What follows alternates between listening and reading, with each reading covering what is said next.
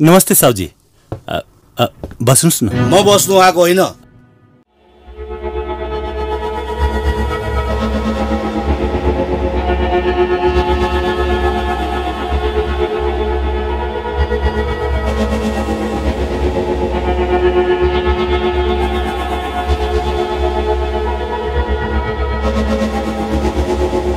तपाईँ र मेरो अनुहार त काटीकुटी ठ्याक्कै मिल्दो रहेछ नि।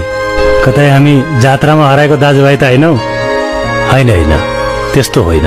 म मेरो बुवाआमाको एक्लो छोरो हुँ। तपाईहरू जस्तोको दाजुभाइ हुन पाए मेरो यो हालत हुन्थ्यो र? आफूलाई त फुटपाथले चुनु चुनु गर्दै सुतायो, गरिबीले ताते ताते गर्दै हुर्कायो। चलाउन जान्नु पर्यो नि। छिटो गरेर मुख धराइज। चार पाउडी खा। के हेरिरा? छिटो जान बाबु। आफूले कहाँ कस्तो मेहनत गरेर चार पाउडी लिएर आए। यसलाई त मतलबै छैन। यसलाई त म ओइ आज 10 बजे तेरो इन्टरभ्यूमा जानुपर्ने छ नि। याद गरिराख, आजको इन्टरभ्यू तैँले पास गरिनस् भने तँलाई त म खै यत्रो पढाइ गरियो, एमए गरियो, तैँले बीए गरिस्, खोइ त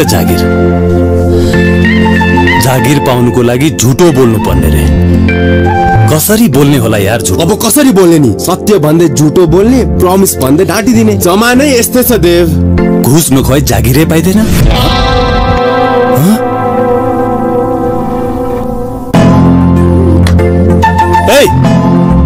यहाँको ऐना खोइ। त्यही ऐना बेचेर त यो चार पौडी खान पाइरहेछस्। नभए त बोक बोकै मर्तिस् त। कसले किन्यो यार यो थोत्रो ऐना? यो त पहिले फुटेको थियो। सुन, म किन्नेलाई काइयो बेचिदिन्छु, अन्धोलाई ऐना बेचिदिन्छु, थोतेलाई दाँत होइन टुथपेस्ट बेचिदिन्छु, बुझिस? मान्छे त ट्यालेन्टेड छु नि यार, काम मात्र नपाएर हो नि। नमस्ते साउजी। बस्नुस् न। म बस्नु आएको होइन। तिमीले आज भाडा दिन्छु 3 गते भनेर ल्याएको होइन? मलाई अगट्ट परेको छ, अहिले चाहियो। हेर्नुहोस् साउजी, हामीले तपाईँको पैसाको बन्दोबस्त गर्न सकेका छैनौँ। हामीहरू अफिस ठोकर खाँदैछौँ, कहीँ पनि जागिर पाइएको छैन। साउजी, तपाईँको यति ठुलो घरमा हामीलाई एउटा सानो कोठा दिनुभएको छ। कहाँ कोठा मात्र हो र? तिमीले रातभरि बत्ती चलाएको छौ, ट्याङ्की भरिभरिका पानी सघाइदिएका छौ, त्यो मात्र हो र? मैले यी खासाबाट ल्याएर पर्दाहरू लगाइदिएको छु। हुन्न, मलाई त जे गरेर हुन्छ, पैसा चाहिएछ। कहिले साउजी, बिन्ती गर्छु, केही समय दिनुहोस्। हुन्न, म केही पनि सुन्दिनँ। म आज 3 गते हो, तिमीले 3 गते दिन्छु भनेको थियौ। एकछिन 3 गते 3 गते म कसरी बिर्सु?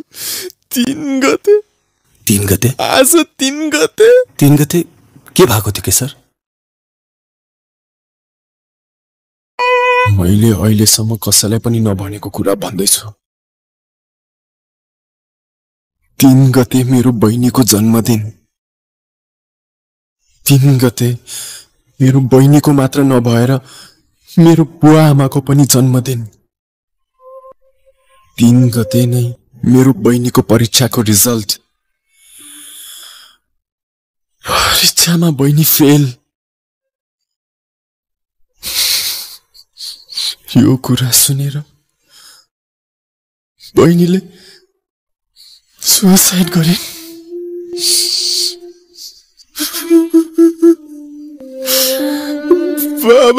बाबालाई यो कुरा थाहा भएर हार्ट अट्याक भएछ।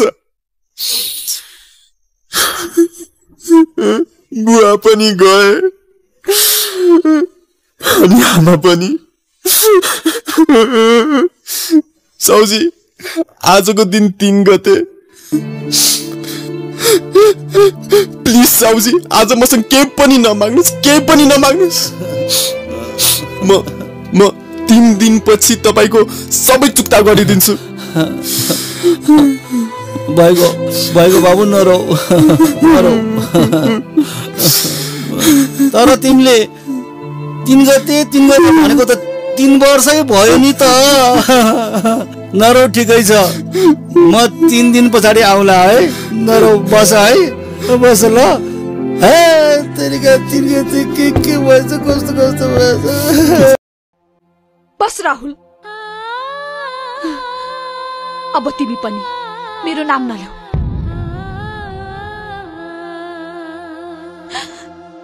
मबाट ठूलो भूल भयो। मैले तिमीलाई माया गरे, तिमीलाई आफ्नो मान्छे ठाने, तर तिमी त यसको मान्छे रहेछौ, यसको। र मलाई गुण्डाहरूसँग संगत गर्नु छैन।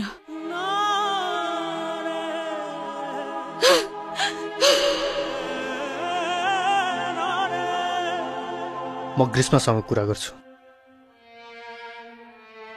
हुँदैन राहुल, हुँदैन। तँलाई मेरो कसम, केही नभन उसलाई।